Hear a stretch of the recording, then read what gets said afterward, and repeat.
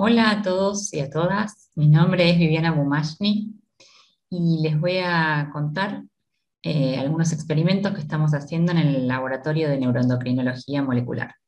Nuestro laboratorio está en la Facultad de Medicina de la UBA, en el Instituto de Fisiología y Biofísica Bernardo Husey, que depende tanto del CONICET como de la UBA. En nuestro laboratorio estudiamos cómo los circuitos neuronales controlan el balance energético y la glucemia. Y recientemente comenzamos un proyecto que está relacionado con la yerba mate. Y entonces hoy les voy a hablar de los resultados que obtuvimos hasta ahora sobre los circuitos neuronales que medían los efectos de la yerba mate sobre la ingesta de alimentos y la glucemia. Lamentablemente, esta línea de trabajo empezó a comienzos del 2019 y bueno, pues en el 2020 tuvimos que pausar la línea por la pandemia y recién estamos logrando retomar algunos experimentos, así que lo que voy a hacer es contarle un poco los antecedentes de nuestro laboratorio dentro de estas líneas de trabajo y cómo llegamos al estudio de la yerba mate y bueno, algunos experimentos que ya pudimos concluir. Bueno, entonces, como les decía, nosotros estudiamos en el laboratorio los circuitos neuronales que controlan el apetito y la glucemia, y específicamente estudiamos un centro que está en la base del cerebro, que es el hipotálamo. Y está demostrado que este centro, cuando falla, induce alteraciones de la ingesta, del gasto energético que llevan a la obesidad, o alteraciones de la glucemia que incluso pueden llevar a la diabetes. La obesidad y la diabetes son dos condiciones que son muy prevalentes a nivel mundial. Hay 650 millones de adultos obesos y 422 millones de diabéticos. Y en la Argentina no escapa de esto, ¿no? Y hay 11 millones de obesos y 1,6 millones de diabéticos. Y tanto la obesidad como la diabetes tienen distintas enfermedades asociadas o comorbilidades que llevan a condiciones relacionadas con las principales causas de muerte, como las enfermedades cardiovasculares, los accidentes cerebrovasculares, las neuropatías, esto ya es más específicamente la diabetes, ¿sí? Neuropatías, retinopatías e insuficiencia renal. Entonces, estudiar estos circuitos, los circuitos neuronales que al alterarse pueden generar obesidad y diabetes, es importante para poder generar nuevas terapias. Entonces, vamos a empezar definiendo un poco qué es el balance energético, ¿sí? Esto es el equilibrio que está determinado por la ingesta de alimentos y el gasto energético. Habitualmente, la diferencia entre lo que ingerimos y lo que gastamos se mantiene estable a lo largo de la vida adulta, y eso lleva a poder mantener un peso estable. Pero en determinadas ocasiones, cuando la ingesta de alimentos es mayor que el gasto energético, se produce un aumento de peso, y este sobrepeso, si es excesivo, conduce a la obesidad. Y la obesidad, a su vez, predispone para la diabetes de tipo 2. Entonces, ¿cuál es el principal centro regulador del balance energético? El principal centro está a nivel hipotalámico, y el hipotálamo en realidad regula distintas variables homeostáticas, ¿sí? Por ejemplo, también regula la temperatura o el equilibrio hidrosalino, así que no es extraño pensar que también regule el balance energético. Pero para poder regularlo, el hipotálamo tiene que recibir señales periféricas, tanto del medio exterior como del medio interno. Una de las principales señales que llegan al hipotálamo tiene que ver con los nutrientes que llegan con los alimentos, ¿sí? Tanto la glucosa como los aminoácidos.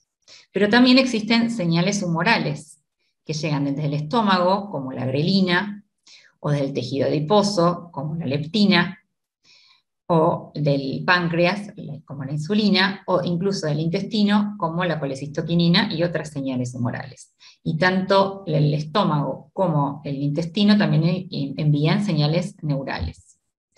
Pero además de todas estas señales internas, existen señales ambientales que van a determinar la ingesta, Por ejemplo, la rutina, ¿sí? Que se sucede a lo largo de los días y que va a ir ordenando nuestras comidas.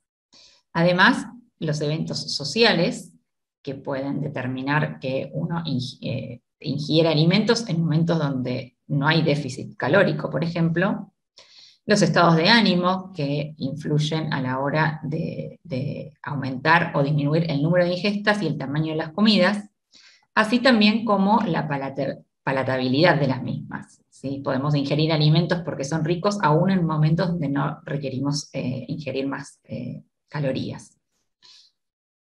Pero bueno, estas señales que estoy mostrando acá principalmente llegan a través de la sangre al hipotálamo y van a regular a distintas poblaciones neuronales. Entonces, acá les estoy mostrando un corte coronal de cerebro de ratón, donde podemos ver el hipotálamo en la base, y acá ampliado podemos ver la eminencia media, el núcleo arcuato del hipotálamo, que es el sitio primario donde actúan estas señales, y acá está el tercer ventrículo.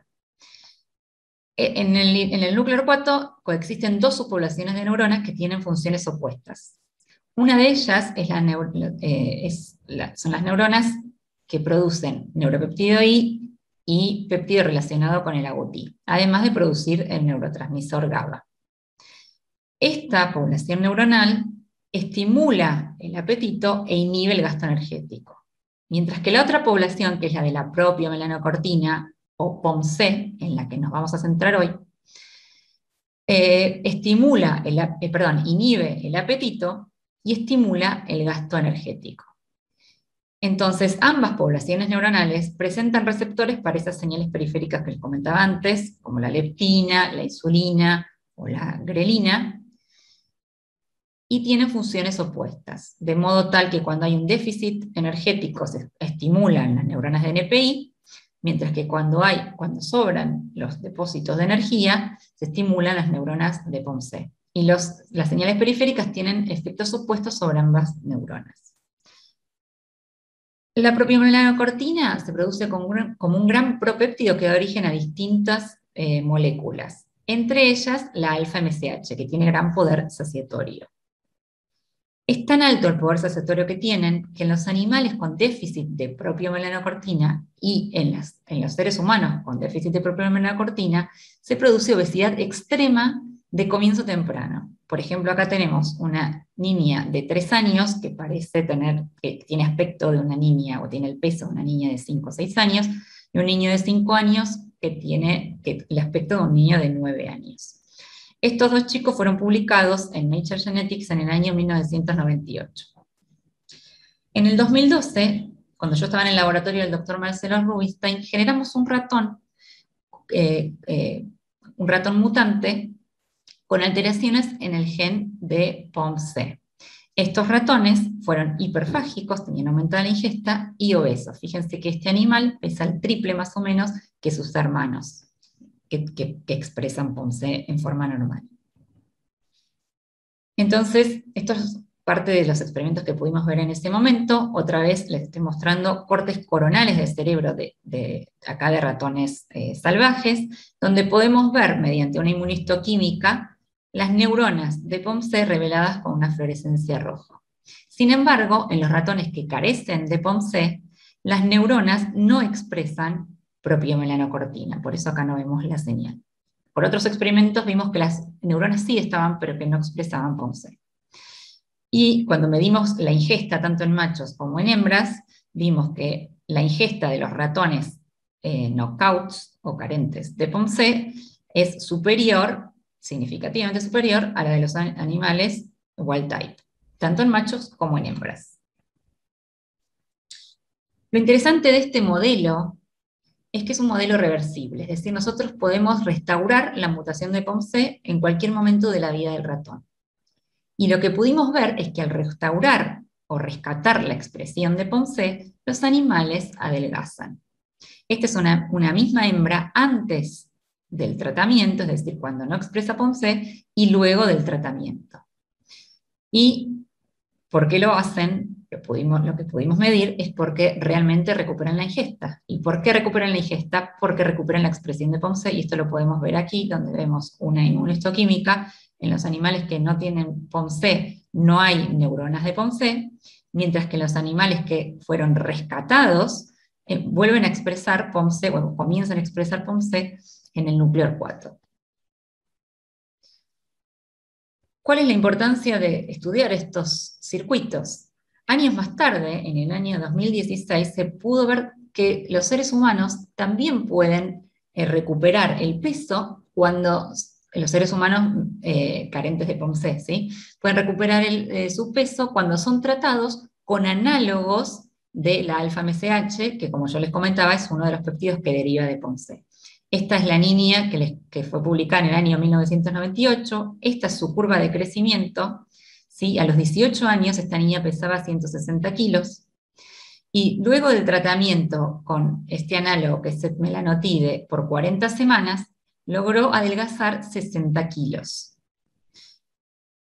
Entonces, estos resultados fueron muy alentadores para seguir estudiando los circuitos que controlan el balance energético, y poder seguir generando nuevas terapias. Otra cosa que nosotros observamos en nuestro laboratorio es que los ratones tienen los ratones carentes de POMC tienen disminuida la tolerancia a la glucosa. Esto, por supuesto, lo vimos en los ratones obesos, y quisimos más tarde ver si este déficit en la alteración del metabolismo de la glucosa antecedía al desarrollo de la obesidad, es decir, si podía ser un efecto directo de la carencia de POMC o si solo era un efecto del sobrepeso que tenían estos ratones. Entonces, para eso estudiamos ratones jóvenes, púberes, antes del momento del aumento de peso, que es más o menos a los 28 días, y les realizamos una curva de tolerancia a la glucosa. Entonces, acá les muestro la curva de tolerancia. Esta es su glucemia basal. Luego de medir la glucemia basal, se le inyecta glucosa, y un ratón normal hace un pico en su glucemia, y al cabo de 2 horas normaliza la misma glucemia, vuelve a los valores basales. Sin embargo, los ratones carentes de POMC, estos ratones que tenían peso normal, tardan mucho más en regular su glucemia, es decir, que son intolerantes a la glucosa.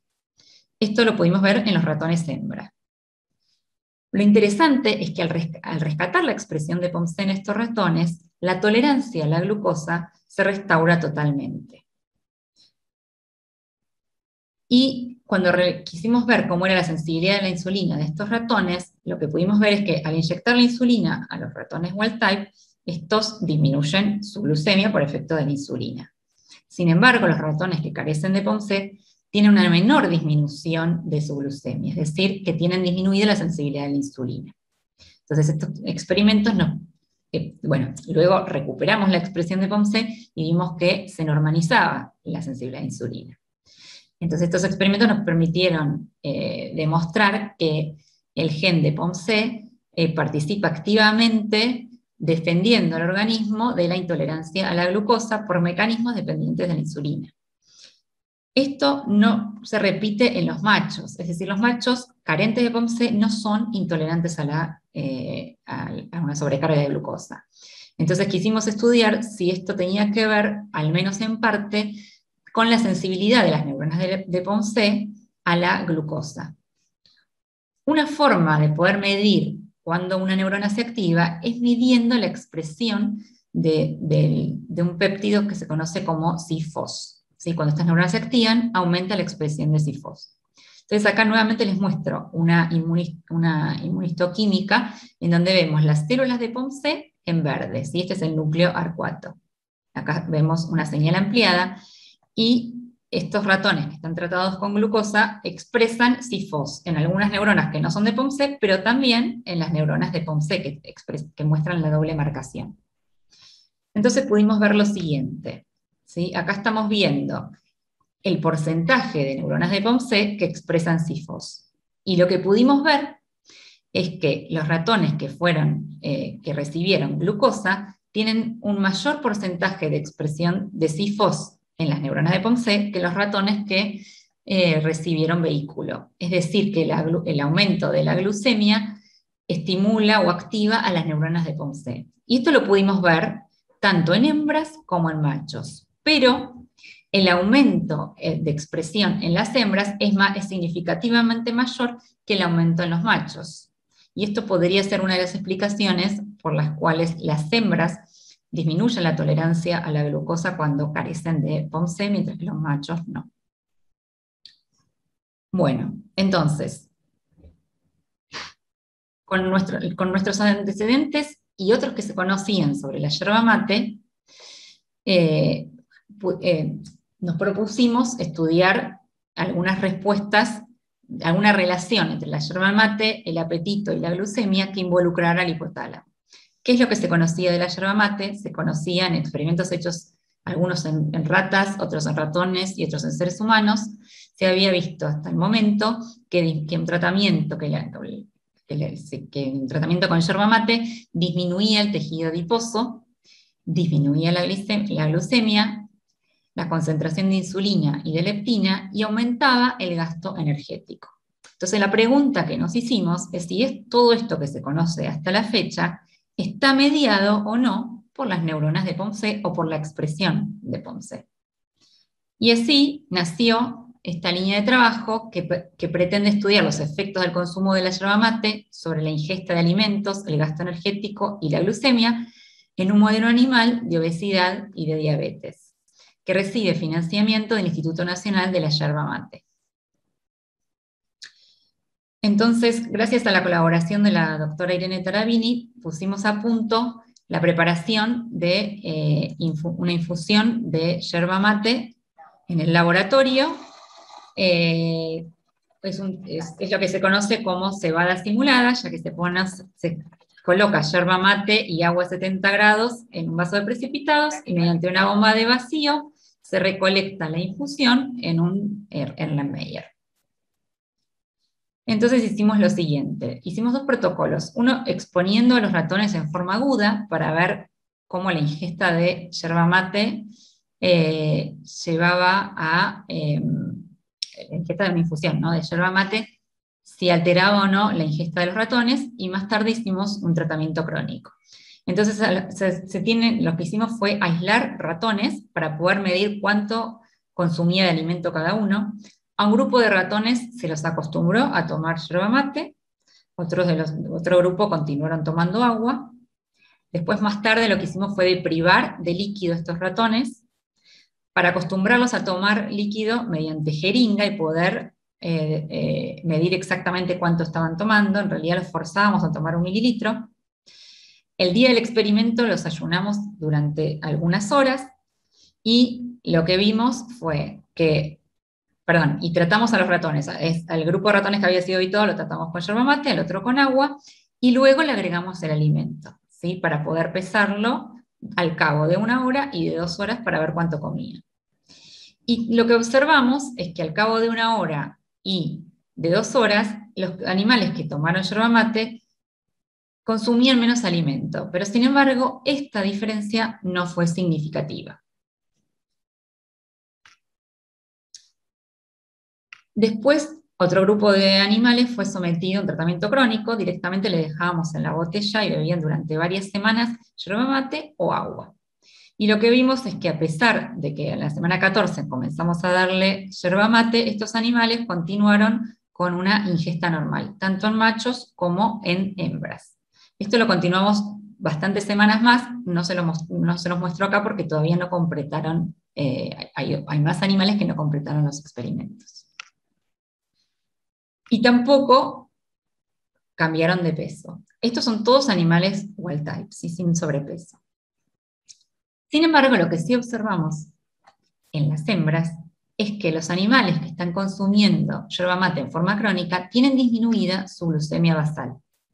Entonces quisimos ver qué pasaba con la tolerancia a la glucosa. Y lo que pudimos ver en una curva de tolerancia a la glucosa, que acá está analizado estadísticamente mediante el área bajo la curva, es que tienen disminuida la tolerancia a una sobrecarga de glucosa estas hembras que están consumiendo en forma crónica yerba mate. Bueno, entonces las conclusiones que pudimos sacar hasta ahora es que la yerba mate consumida en forma crónica disminuye la glucemia y aumenta la tolerancia a la glucosa. Y al menos en los ratones wild type y en las condiciones de nuestro laboratorio no vimos ningún cambio en la ingesta o el peso. Entonces lo que estamos haciendo ahora, y espero poder tener resultados para mostrarles más adelante, es repetir estos experimentos en animales obesos para ver, por un lado, qué pasa en condiciones de obesidad y qué pasa, y sobre todo qué pasa en los animales que no tienen POMC. Porque lo que queremos saber es si estos efectos desaparecen en un animal que no tiene POMC, quiere decir que están mediados, o probablemente estén mediados, por la expresión de POMC. Y como estos animales después les podemos devolver POMC nuevamente, podemos ver si se vuelve a recuperar el fenotipo que produce la yerba mate en estos ratones.